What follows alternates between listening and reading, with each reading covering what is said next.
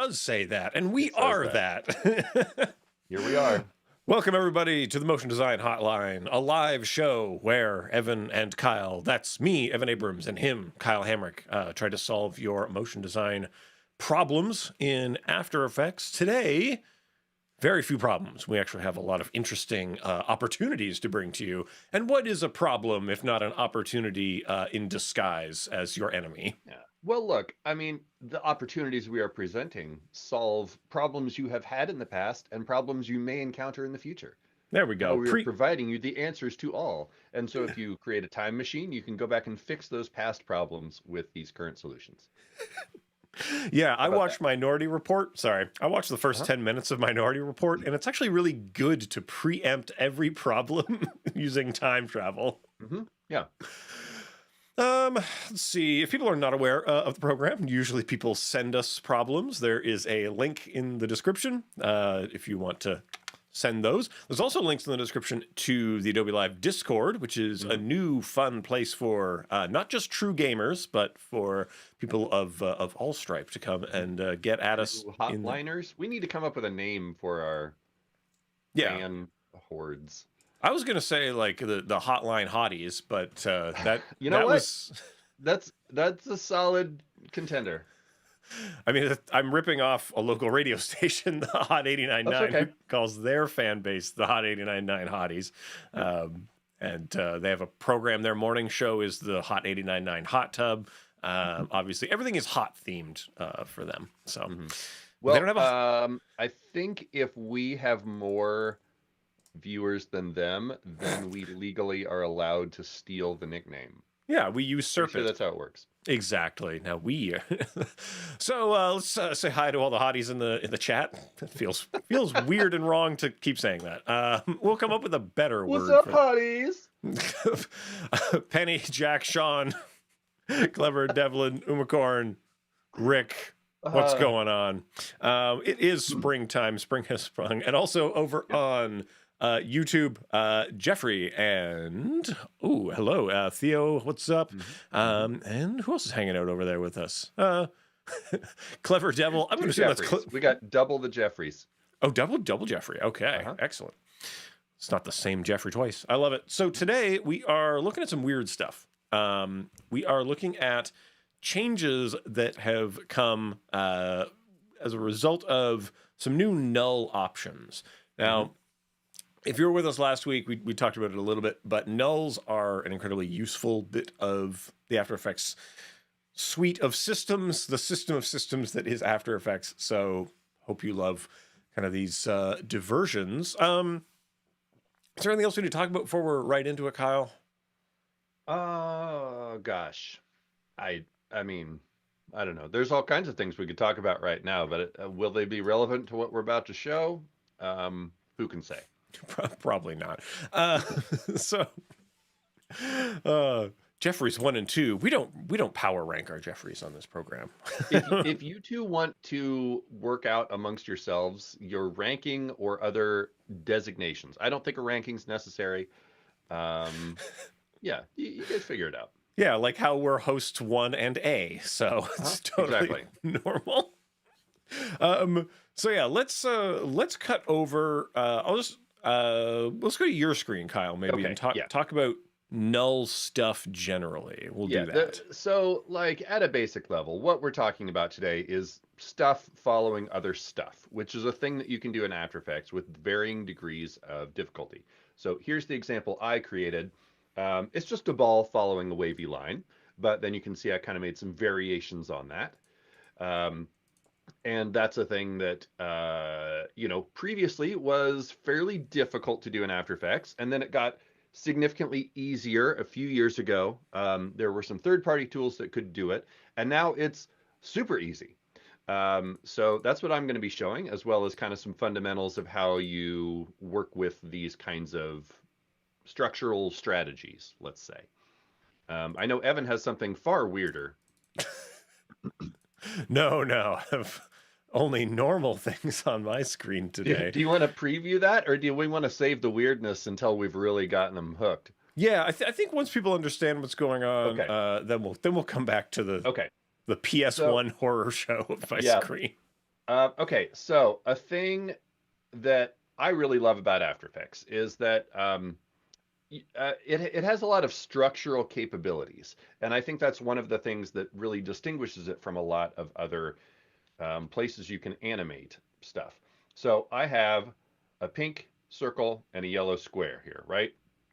And if I want this yellow square to be the thing that I'm going to animate and the pink square or the pink circle follows it around, I can take advantage of this parent and link column right here and use either the drop down menu to connect it to the yellow square or this little sort of spiral thing, which is called a pick whip. And I can click and drag that to say, I want you to follow this thing. And now when I move yellow square around, that pink circle is going to follow. If I rotate, for example, pink circle is going to follow whatever the rotations of yellow square are, which are all, of course, relative to the anchor point of that parent layer, right? Okay, so parenting, this is kind of the basis of what we're talking about today. But let's say that I didn't want pink circle to just follow yellow square. I'll hit undo a couple times to get back to where I was. Instead, let's say I had maybe done some animation on both of these. You know what? I'll just super quickly do some amazing animations here. I know you people are gonna love what's happening. Look at this. Whoa, whoa. Okay, so now we have this super cool animation here. Look at that. Very complex. But now let's say I want to move all of those off screen. So it would be a little difficult to do because I would need to continue keyframing both of these, and like since they're already keyframed, it's a little hard to get them to move the same way. It's certainly possible. It just becomes a little more complicated. So an easier solution here would be to create what's called a null object, which you can do from the layer menu up here, layer, new, null, or you can do what we refer to as the claw and press all the modifier hotkeys and then Y. And then you'll get kind of this little empty square. A null object is just a little layer that doesn't show in your renders, but you can use it to help drive other things. So instead of parenting one of these layers to each other, we could parent both of them to this null, and now we can use that to animate all of them off screen, or as you sort of unspool this, it gets more and more complex. You could parent a null to another null to another null and create these complicated rigs, however you like. And this has been the way After Effects works for a long time, and people make all kinds of crazy contraptions this way. But some of it, as you get further away from that, original parent, like things get more complicated as you're trying to tie things together. Mm-hmm. That's Does that feel like a good summary of everything, Evan? Feel like I Yeah. missed any parts? No, and I think the big thing for people to know the past is the null is relative to the frame. It's a layer like any other layer, and all layers have to communicate in the same world. Yep. So if there's anything that doesn't understand its location in terms of the frame, right? The composition's size and coordinate system, then the parenting to a null requires extra lines of code to sort out where the things are. Tell you what, let me quickly point that out. Hopefully you can see these numbers on my screen right here. These are each of these layers' position properties, okay? So if I put this null at 0 on X and 0 on Y, it's going to go to the top left corner. That's how the coordinate system works here in After Effects. And then the bottom right corner is going to be, in this case, 1920, 1080, because that's the size of this composition. Close enough, I eyeballed it. So if I want to get to the exact center, I need half of the X, half of the Y, 960, 540, right? So let's move this null to just sort of a random spot, and let's put my circle there at the middle. 960, 540, okay? So if I parent this circle to the null, watch what happens to these numbers. Again, right now, 960, 540, because this layer is in comp space, what we call it. Whoa, the number changed. Yes, because now this layer's position is relative to that null. It is in that null's layer space now. It gets a little complicated. We've done a whole episode trying to help untangle this for you, but that is the basis of what's going on here. And one of the things that gets people confused is when you apply an effect that has its own internal position property, that exists in that layer's layer space. And now you have to sometimes try to match those up if you want that effect to follow what the layer is doing or follow what some other layer is doing. But all that's way less complicated now. And that is the point of today's show. Yeah. And Umkor's asking, is the placement of the null always random? No, it always It's shows. always exactly in the center. Yeah, it always shows up exactly in the center. Now, whether or not the anchor point of the null is in the center of the null, I think that's something you choose whether you It's like always that. top left. Yeah. So A null is actually a 100 by 100 solid with the opacity turned all the way down. oh, well, that's nice. Yeah. But it has no things to show us. Is the other? Yeah. It does technically have a source, which is why it exists in your solids folder. Oh, Yeah. there we go. It's a weird little thing. So I'm going to show my example from last week in case people missed it. We'll go through that pretty quick. So just because I have a pretty quick kind of demonstration of what is new and cool and different, and in a very simple way. So here is a solid. That solid has a gradient ramp on it. As we discussed, gradient ramps understand where they live. So it's, top of the ramp is over here at 0, 0. Bottom of the ramp is over here at 500 by 500, because this is a 500 by 500. I stretched it out and was being weird with it. But that's where it understands things to be. And so if I wanted to control those with another layer, I'm going to right click on any ding dang thing I want, go down to keyframe assistant, and we're going to say null controllers for positional points. Yes. You click on that, and it's going to make a null. Burp. And then that null is now being referenced, click, here. So gradient ramp, start of ramp is now looking at what? A thing that is called, let's look at that, has this name, because that is holding that data. And you can see that this null, which lives in the layer, in the composition space, and its position is being transformed using this beautiful expression into... That you don't need to understand at all, Yeah. crucially. And just makes it. Yeah, it won't hurt you to know. But if I move this, you notice that that position remains locked in the frame. If I scale this, the numbers are changing. Everything is switching and moving around. Working out great. Everybody's having a grand old time. Okay. So the idea is, all we need to do is just link this to other stuff and start to have a good time. It also is important that it doesn't matter what this thing's whole deal is. If I make this three-dimensional, I can start to move it around, and all we care about is where in the frame it appears sits. to be? Yeah, where it seems to be. So the example that I worked up last time is 3D things controlling 2D things. So in this case, I have a null that kind of lives in the center of the universe, and I've got two little 3D extrusions, moving around. They're spinning around the thing, and each of those, right, has one of those gradient ramp point controllers stuck to them. And in 3D space, they're whizzing around, but in terms of layer space, as in the layer space of the thing behind it, it is just moving the ends of that gradient kind of back and forth to wherever we want them. And the other fun bit of business with this is that it's a lot easier to sort of understand and compute things like distances. So I was able to simply compute the distance between these 2 points using the length, and then using that to change the colors. So the colors are looking at the distance between the points, becoming gray when they move close together as a kind of boop, kind of synergy there when they go over top of each other.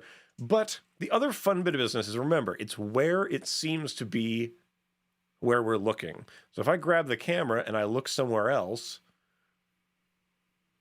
those remain locked to the universe where they are, right? That's the super important part about this, is those nulls are saying, even though they live in 3D space, once they drift off of the frame, yeah, that's still where they are. So you can create like little environments. You could use this for textures, places. You can do all kinds of wacky stuff. But this is a fairly basic application of this new idea, and hopefully it kind of makes sense. So today we're going to get into some more specific applications of this stuff. So that's enough of looking at Evan's screen. Let's have a peruse over to Kyle's screen and enjoy some other things. Okay. We're going to blow through all my examples real fast here. Okay. So one of the things that, well, the thing I focused on was an object following along a path, which is a pretty standard sort of animation thing, I think. You know, whether you are like, I don't know, wanting to make, say, train cars following a track from above, or just have objects follow along a specific path, maybe with a slight time offset. That's a pretty common thing. Um, Now, you could like just create position keyframes and then apply those to another layer and kind of nudge them over, but that's not very editable now. If you make changes to the first one, now you have to make changes to the second one, and it gets a little, yeah, a little messy.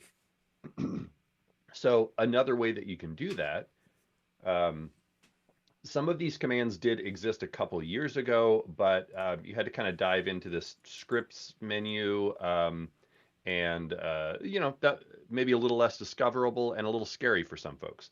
But now, if you want something to follow a specific path, it's really easy, just like Evan just showed you. So let me just come over to Illustrator for a second here, and I'm going to draw a path. You could draw this directly in After Effects, but I just want to point out that this functionality exists too. If I want it to be really perfect, I could go to View and show Grid, and I could snap to grid so that everything I create is going to sort of be on a perfect point here. So I'll hit P, which is of course the pen tool in Illustrator. It's not the same hotkey over in After Effects, but you'll just have to deal with that. And then I could, you know, make a cool curvy path here, with kind of whatever, you know, bit of business I would like to do here. And one of the reasons that I picked Illustrator to do this in is because I can easily join these paths, which is a thing you can't do in After Effects. So let me just quickly get rid of the fill on this, and let's make the stroke something that is really easy for you to see. Sort of nice and big and obnoxious here, right? There we go. Okay, so let's say that I actually wanted to have this sort of loop a couple times, which, spoiler alert, is how I made this loopable on this. It actually goes through the path a couple times over, so that I can scroll past it. So in After Effects, you would have to just sort of draw this 3 times, but in Illustrator, you can copy paste something, and then we could match this up right there. And then if you zoom in here, so I've actually got those 2 points overlapping each other, even though these are 2 separate paths here. And then you can hit Control J to join them, and now they're all one path. And so I could paste it again and join it again over here. There we go. And now I've got, you know, triple the length of my weird wavy path. There we go. Yeah, and we kind of need 3, right? You always sort of need 3 iterations of the thing if you're going to do a loop of the thing. That's where I landed for mine, yes. Yeah, Depending on what kind of, you know, how complex your loop is, you could find worlds where you could maybe need more, but 3 worked fine for me. Here's the one I actually used, a little bit cleaner there. And just in case you didn't know this, you can actually just copy paste paths between Illustrator and After Effects. And you've been able to do that for a very long time. So if I just copy this path into my clipboard and come over to After Effects. Now, if I just hit paste here, nothing's really going to happen. Or if I had like, we'll just say a solid layer here. If I hit paste here, it will paste this as a mask on this layer, which is not what I want, but it's almost there. If you want to paste this onto a shape layer, you just need to kind of give it something to catch that, basically. So I can just make a little path like this on an otherwise empty shape layer, find that path property, and then paste, and now it pastes it in there.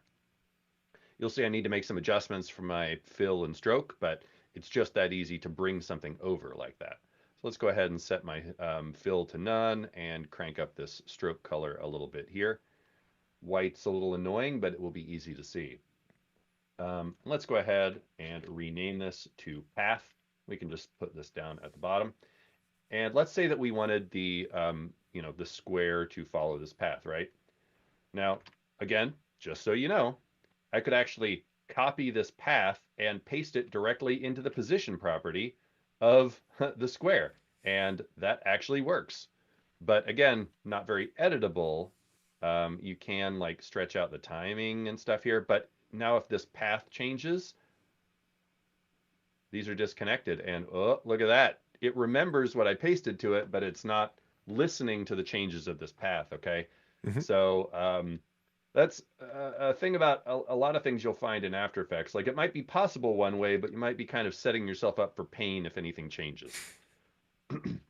So instead, what we can do is select this path property right here and just right click on it, keyframe assistant, and then in this case, see, we have all 4 of these null commands right here. I'm going to choose null tracing along path. And so it's going to create a null tracing along path. Does what it says on the tin. It's yeah, exactly. And the interesting thing is this actually by default creates a thing that loops. It's just 2 keyframes and it runs along that path, okay? So all I need to do is connect my yellow square to that null, which you can see, the purple thing right there. I just need to say that I want you to be at that position. So I could parent it, and now my position is minus 250, minus 250, because I'm about that far away from where that is. And I could type that 0, 0, which will get it exactly to that point. But if you want to save yourself a couple clicks here, you could also, when you're parenting, hold shift and it will jump to exactly that position. And so now, let me zoom out a little bit so you can actually see this happening even when it's off the canvas. Look at that. That yellow square follows the path. I can slow this down by just stretching this out right here. And obviously here you don't really need, let's go ahead and just make this much bigger so you can see the whole thing. There we go. And you can see that square following along, and then when it gets to the end, it actually loops back and does it again. You can turn that off if you don't like it. The cool thing here, though, is that if I want to change something about this path, like start making all kinds of wacky changes like this, or of course animate it, you see how the square moves every time I pull one of these? That's because I'm actually changing the length of the path when I do that. And so now it's going to follow this path. So it gives you a ton of flexibility here where you can edit this and make it as complicated as you like, and that thing is always going to follow along, okay? And then let's say that we want the circle to also follow, but maybe at a slightly different place. Let's make this a little less wacky. What if I just duplicate my trace here, which you can do with Control D, or you can go up to Edit, Duplicate, and then turn on my circle, do the same thing, Shift parent my circle to it, and now it'll be right on top of it, right? But what if I just offset this a little bit? Remember, it loops, so now it's doing the same trace, but with a time offset because I just shifted it a little bit. And that right there is the whole essence of my example. I can go into it in more detail if you like, but I just found like a perfect loop point here. This is more about like creating the perfect loop with a series of pre-comps, finding the spot where these little balls meet up here so that then I can, here, let's just do the one, just make a loop that works forever. And maybe we'll go to one of your examples and then I'll talk about how I created the other paths there because that involves a little more explanation. Okay, perfect. So we return to Evan's screen where everything is safe and good. So one of the things, what's a thing that lives on a layer that I wish that we could externalize from it? Well, Me. Yeah. I Yep. wish I could take something that lives inside of me and share it with you, but I never learned how, so we can't do that. One of the things, though, is the puppet pin. So this wing here, this lovely wing, has some pins on it. So if we just go ahead and solo this, and maybe I'll make this like a fuchsia so we can really see those pins a little bit better. So within kind of the pin kind of mechanisms in here, we put some starch in it. Now we don't need to put starch in it. So within this kind of pin system, you can see I've put a pin here at the shoulder, and these are positional pins, beautiful positional pins, right? And then we get one up here at this joint, one at this joint, and one down here. If you wanted to animate how the wing moves, now at this juncture, you would grab the point and move their positions with each other. Mm-hmm. Tragically, within the layer itself, we cannot do parenting. For whatever reason, you can't become your own parent, which makes it a lot. With a time machine. Yeah, that's true. Yeah. Back to the Future. We're now caught in our own loop in talking about time machines. Yeah. But if you externalize these things, we can then use what's called forward kinematics in order to link them together into a system. So like I said, all you got to do is right-click on any type of a thing that has a positional property. Null controllers for positional points, please. One of the things I really like, even if you make a whole wackadoo of pins, pin, if you just grab the keyframes and then you go keyframe assistant, give me some null controllers on those, it's a lot easier than coming in here because clicking on deform isn't going to get you what you want. Clicking on the title of the puppet pin, you got to get to the positional property, and you can also get there just by selecting these. So it's a little bit faster.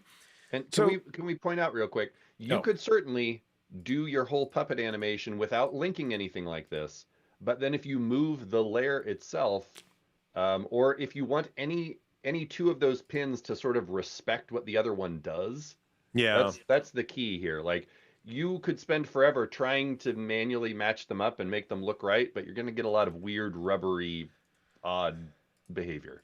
Yeah. So in fact, I might as well show it kind of from sort of the beginning. So let's just imagine I have one wing. So I'm going to grab the wing. I'm going to plonk it out. Here's a beautiful, I want to say, pigeon wing. An Evan wing. We already know. Yeah, that's true. Hey, ornithologists, you let me know what's up. So like I said, pin. Mm-hmm. Then we get our pins and we right click on them and we go down keyframe assistant, null controllers from that. Now these take on the name, so wing : puppet pin 1. If you have a duplicate that's also named wing, you got to name it something else or you're going to run into trubs when you do this stuff. So unique names, super important. But you're doing that anyway. You're doing good things. So this is the shoulder. Therefore, these two things should be parented to that shoulder, right? And then this last one should probably only be parented to this buddy here. We'll call it the elbow? Sure, yeah. The elbow of the bird. So now if I rotate from the shoulder, that seems to be working out. So let's call up rotation and do some of that. So let's move forward a bit, set some keys, and let's set another key right here so it's kind of folding down. Now, the only other thing that we can really bend about this is this one here. So if we were to bend that, ooh, look at that. Now the wing is folding in. So I'm just going to copy and paste the rotation to that, and we can enjoy this kind of rotating action happening, right? Well, how about we ease that, because birds tend to be graceful. They take it easy. Yeah, birds take it easy. Take it sleazy, birds. So now we've got this sort of an action, close to bird-like, but what really happens in the case of birds is a more cascade effect, where one thing happens, then the other thing happens. So with a little change to our lives, we can make things really start popping off. I'm going to apply the loop out. So we snap a little loop out on these things. If you're not familiar with expressions, and if you're trying to avoid them, you may not be. So I'm going to hold down Option, click the stopwatch, LOOP out, and we're just going to enjoy this thing kind of going like this, bending, flexing, being a real weirdo. And that is kind of the basis for a lot of this fun stuff. But like we said, you can keep making more and more complex things, because if we go to, where are we at? I think it's this one here where I soloed. No, it's not that one. The wing should live here. If we observe the entirety of this thing, I've created a system whereby the shoulders are then parented to the head, and the head is bobbing up and down, and the sort of gentle movement of the wings is causing this beautiful kind of collapsing of things. Now, the reason that we do this, that is sort of lovely, is that we are just able to control the system with a few little rotational commands, and then it's easy to move them apart from each other. The useful thing about that, as a versus using we would call positional changes to things, is that these have to move in arcs. So unless you want to describe the arc yourself using the curvature of the paths, which you may do if you prefer that, go nuts. No one's going to stop you. But this prevents the bones of the creature, which it does not have. It possesses no bones, hollow ones, but it seems to have bones because it is respecting the distance between the two objects. Now, if you've ever used something like Duick, you know that after you're a few bones deep in that thing, it is a little bit like Ribnite. Too many bones deep into Ribnite, and you're starting to feel heavy and sluggish. Things are not particularly processing as quickly as you might like. So just a heads up on that. This is a very low energy way to link things together. Okay. If I can just make one comment here, even I know it might look like there's sort of a lot of layers going on there. Obviously, we only have 3 visible layers, but when you start making like a character rig like this, which is what this is, yeah, you're going to have a lot of little control points. But can you show us your keyframes there? Because I'm going to guess that it's not actually that many layers being keyframed. Yeah. Or it's, one property on each layer. Like, it looks a little complex, but it gives you the ability to actually animate it in a much simpler way. Yeah, so there's only keys on the face here. This is bobbing up and down. There's only keys on these 2 joints, and then these 2 joints. These things have keys, but they're not relevant because they're just from the... Right. Yeah. So the other thing that's important is you can just make all your layers shy. When you're done touching them, stop looking at them, right? Like, they're not doing anything for us. Okay, so the next thing that we want to do is I want to show the linking between 2 things. So let's see. Here we go. Here is, if you read the YouTube description of this show, I'm sure the reason why there is a Grecian urn depiction on here will make a lot more sense. Here is a lady riding on Zeus, who has transformed himself into a bull, which is a normal thing that happens in mythology. Yep. And it's kind of a normal Wednesday. Exactly. Now, again, I've used this same technique of taking the pins and sticking them, so hips to knees to ankles to foot, etc. And that's why we've got the nice wave kind of going on. And, if we zoom in here, you can see these hands perfectly Wait rendered. a minute. Hands? So what people don't know is that ancient Greeks were a kind of salad finger, tong fingered people that mostly picked things up in a kind of mitten. But at least take heart that ancient Greek artisans also could not draw fingers. So just kind of be at ease with that. They also didn't spend a lot of time sort of drawing the human face. They spent a lot of time on the bull situation. So that you kind of know where the priorities were for this person. Okay. The point is, there are parts about this that must necessarily overlap, right? Like, these must move independently of each other, and they have to slide over top of each other. So they have to be separate layers. We have to break them apart, but they still need to be connected. The person's hips are connected to the back of the bull. So by turning the pins of the bull's back into a null, and then parenting the hip controller of the person to it, then the movement of the bull up and down is controlling or influencing the movement of the person up and down. And that way we don't have to synchronize these things and get them out of sync at all. So that's the benefit that we gain from this. So this is essentially two puppet systems that can now talk to each other. And if, we go the extra mile, we can link the back legs into the mix and say like, well, if the joint where those come from here in the rump of the bull, right, those could both be controlling the movement of the other thing. So because we're able to externalize them, we no longer have the same kind of, let's say, squishiness that you get, especially at joints or connections. So areas where things have to marry with each other flawlessly in order to have no problems, then we can do that. But also you can just get very realistic swishing of the tail here, right? Like this is a pretty good tail swish going on because how many pins do you have in that? I mean, even just the tail alone is sort of a nice little example of yeah. So the tail is 1, 2, 3, 4, and I think there's a fifth one up here. Nice. But the ones that are controlling it are, if we only look at those particular controllers, 1, 2, 3 of them are rotating. And again, it is simply swaying back and forth, and the rotations are just offset from each other, providing that whip action. So that's kind of what you want. Now, if you do the reverse, this is a fun thing. I know I talk about this a lot, but if you were to stack these up in the opposite way, you get what I call snake action, that the head of the thing is leading the other structures in a way that I find unpleasant to observe. But if it's a snake, it moves like that, and if it's a whip, it goes the other way. So that is because it's being propelled by muscles that are up here, and it is reacting to a dead end of the thing down here.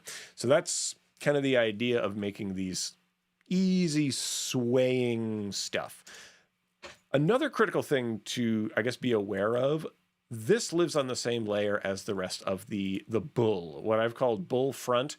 And, that comprises all of these things. These components themselves have issue at times with what is on top of which. Mm-hmm. So if you're going to use that sort of a method and they're going to interact over top of each other, you have to use the puppet overlap pin tool, by which you set pins saying this part of the creature, this part of the thing, is at a specific depth. And the brighter a thing is, the more towards you it is, and the darker it is, the further away from you it is. And that is really helpful when you get interacting and intersecting parts, because I could say quite literally that this leg here, and hopefully you can kind of see that what is in front of what, and I could say, well, actually, this is now the most in front part, and now the tail is swishing between the legs. So that is something that you really want to be aware of if you're going to be doing this sort of thing with your particular creations. So just something to be aware of when you're doing it. You're marrying systems together. You're trying to make all that stuff work. And hopefully that is an effective use of new technologies that you can now, from one layer's, the transformation is going from a layer space to comp space. The other one is going from its layer space to the comp space. They're meeting together in comp space, right? And giving birth. Kind of don't have to worry about that anymore. Exactly. And it's producing. If that all sounds confusing, it's fine. Just use the command and make it look right. Don't think about it.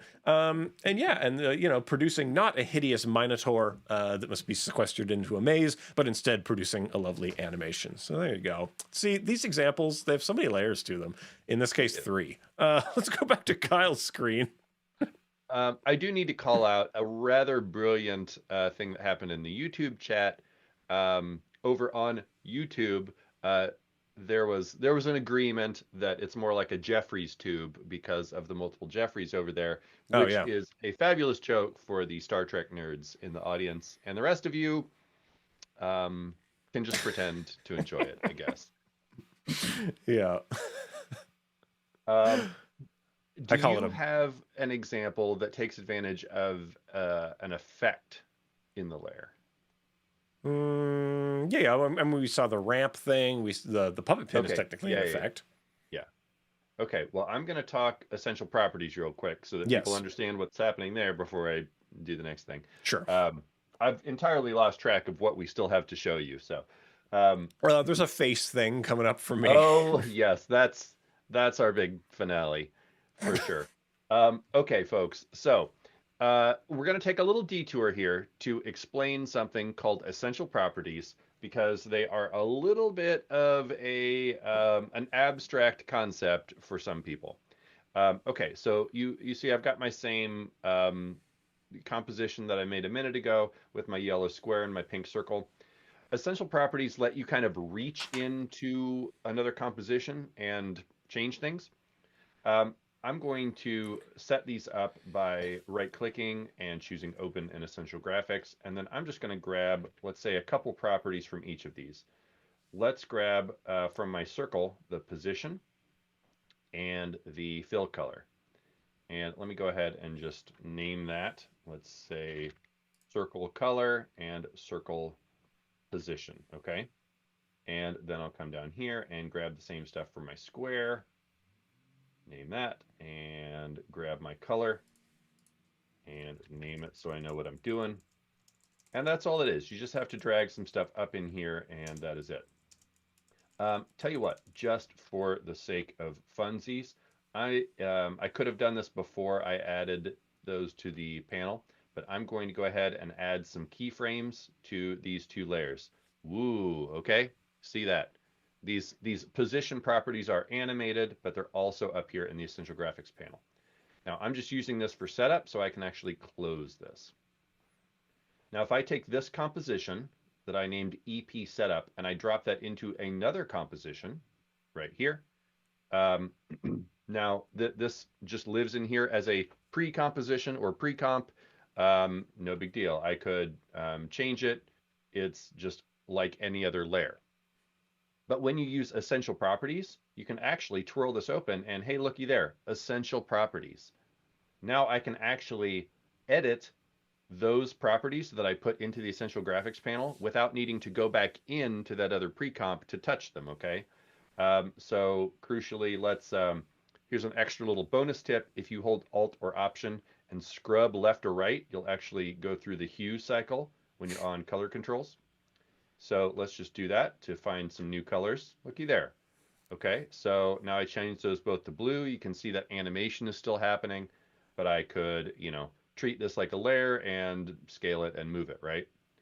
But here's the thing that's really cool and kind of bakes people's noodle a little bit. If I go back into this pre-comp, the original colors are still there, okay? So I'm not changing the original colors. I'm just changing this instance of that property. And to take that further, look at this. What if I change these keyframes? I move them over here, I reverse them, I make them move faster. Whoa, look at that. Look at this. So I'm editing an animated property that lives inside that pre-comp, and I can add additional keyframes, do all kinds of wacky stuff here without needing to go back into it. But to take that even further, what if I made another copy of this thing and moved it over here? And then let's say I want this one to be reset to what all the default values were that I created inside that pre-comp. You have these little push-pull buttons right here. I'll just pull all from the primary comp. And now that one's reset to the regular settings. So I've got two totally different versions of this one pre-comp, but only one instance of it actually exists in the project panel. Because Right. this is me like showing you, okay? That's what I'm in right now. Um, I know for some folks that takes a little bit to wrap your head around, but it enables all kinds of crazy goodness here. And that is actually how I built the different versions of what's happening in my loop here, right? So these are all the exact same comp, but I actually I kind of cheated in this case. I just scaled them a little bit, but I'm actually scaling the layer that has the path on it, but the other layer that's tracing along that knows to be relative to the scale. So let me find one of these here. There we go. That's that one. So here I have the ball scale tied in. There we go. And then I have the scale of the actual path. So in this case, I could make it be longer horizontally, and so it'll be really offset. Don't really want to do that. But I can change the vertical scale of this path. And there you go. See, I can make it match up with its friend here, or even push it so far that it is reversed. And so now I'm getting something that looks similar but different enough that it starts creating a lot of really interesting, variation in here. Even though these are all the same pre-comp, same timing, all that. I didn't need to reanimate. I didn't need to create variant paths. I literally just messed with the scale a little bit and then did a little bit of, compositing, opacity tweaks, stuff like that. So they look different. So which thing's scale is that? That's the Yep, shape layer that holds the path? it is. Yep, exactly. The shape layer that holds the path. So I am literally just doing this, but on different instances of this thing. Okay. So the place where the path is relative to the composition space is where the null travels. Uh-huh. Look at Yeah, that. okay. There we go. Yep. Okay. So just if people are wondering, what does it mean specifically? The place where it visually is the thing that it cares about. Yeah, that's a good way to say it. you know, like because previously you might think, well, I'm scaling it, therefore, the thing is scaling, so it may not necessarily line up with the stuff as it moves, but it's where it visually is. This is hanging out. I see it at this pixel in this composition. Yeah, That's and that's a crucial. I'm glad that you sort of asked and phrased it in that way, because that's a thing that also used to be pretty hard to do. Like, you could make it follow that path, but again, as you saw, if I changed that path, the thing didn't follow anymore if we aren't using this method. But there are a lot of ways that you could say, look at this path, but they may not be aware of things like the layer transforms, like scale. Um, and so if you scale a thing, or crucially, if you parent that layer to something else, now you've kind of destroyed some of those relationships. But these expressions that this thing is writing, without you needing to understand them at all, is just solving all of that for you, really. yeah. It's So it's true when much easier. it's true when I called somebody else my parent, it did destroy some relationships for me. So speaking of things that were destructive for me, Kyle, I want to Uh-huh. show my screen here Oh, to. please do. This is absolutely our grand finale here. Okay. So here's my face. My face is back. I do need to quickly call out that people were alarmed by the lack of blinking, which I think is the opposite from a couple weeks ago, when people were alarmed by my portrait on the wall blinking. Yeah, well, this is actually my natural state. Mhm. I don't blink as much as other people because I have gross, watery eyes. Now, this. I also don't make eye contact because I don't like seeing people's souls. So in this thing, I have created a bunch of pins. We got a bunch of pins. So a lot of them. You can see that I just filled my face with pins. So I went with nose, eyes, forehead, top of head, ears. I think I could have done a better job of setting the pins, but for this example, let's not care about it too much. So I created all those pins. Then we're going to go ahead and we're going to right click on those, and we're going to do that exact same thing, right? We are asking for null controllers for positional points. Okay, with you so far. So then we get a bunch of those points out in the world. Now, should I just start this over from flat? We don't really have time for that. Yeah, it's 11 till, so probably not. Yeah. So instead, I'm just going to say I made an anchor, like just a null that lives out in the world. Its position 96540 0. Everybody else, you're now parented to that anchor. All right. And if we call up their positions, I can slide them again. Remember, if they're 3D, it's where we see them in space. That's what we care about. And so since they are parented to this, if I were to say rotate that, so let's say I'm just going to go ahead and Don't you rotate this dare. a little bit. You can see that we're starting to get some interesting reactions happening here with my face. So when I talk about like I've become a kind of PlayStation 1 sort of monster, when you push this too far, that's exactly what happens.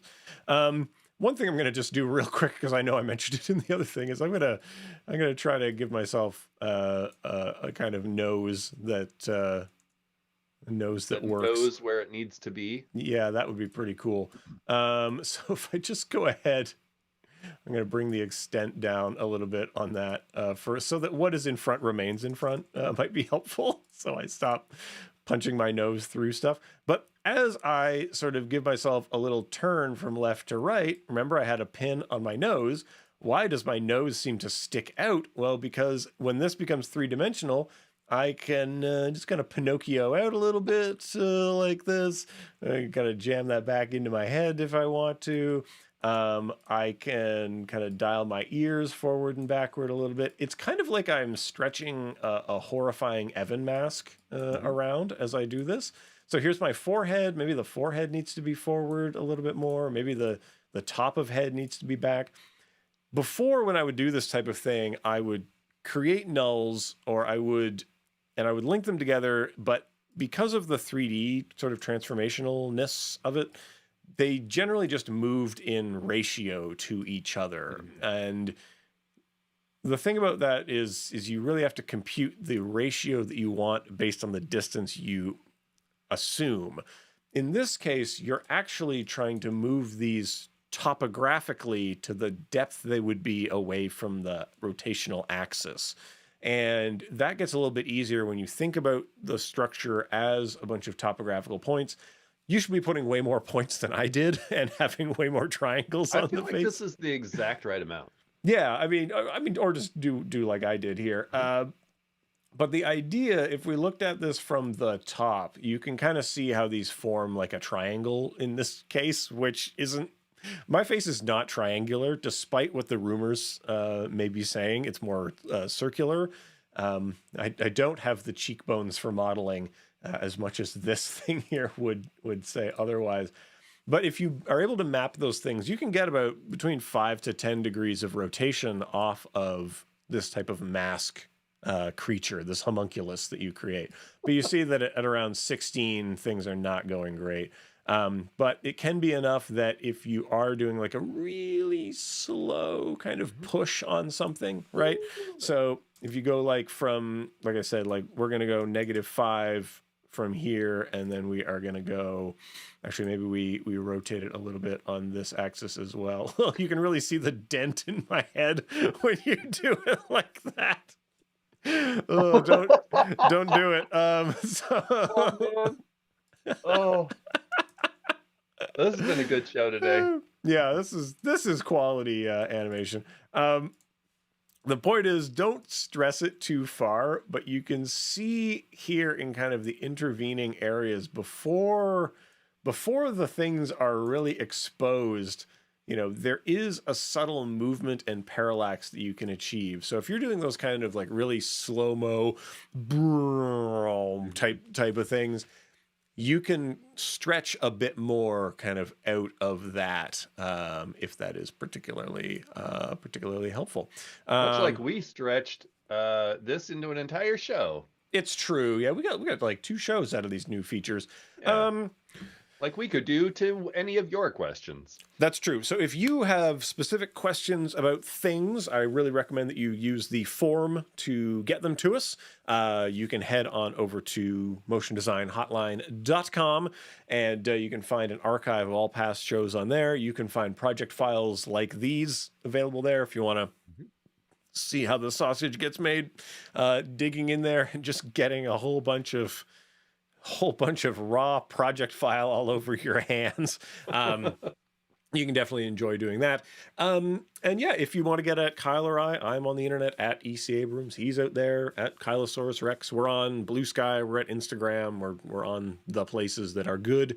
But yeah, trying to think if there's anything else. We don't really know what the future holds. I'm wrapping up some work stuff, so we'll see if we end up doing something next week. But you know, keep it on our socials, and we will find out.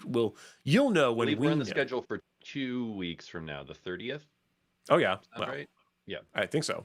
But we will find out. And like I say, if you have questions, you get them to us, and we'll turn that into something. We always have kind of a backlog of questions, but we like the fresh ones. We want hot, fresh questions coming in. So please do send those in. I don't know, anything to tell the people, Kyle? You're done Oh conferences for a while, I guess. boy, yeah, it's kind of nice to be settled. I've been on the go for about a month, so I don't. My brain is just like pudding right now. Perfect. So go enjoy some pudding, Mhm. and we will see you all next time. So stay creative, be kind to each other, and we will see you all around the internet. Bye for Take now. care, everybody. Thanks.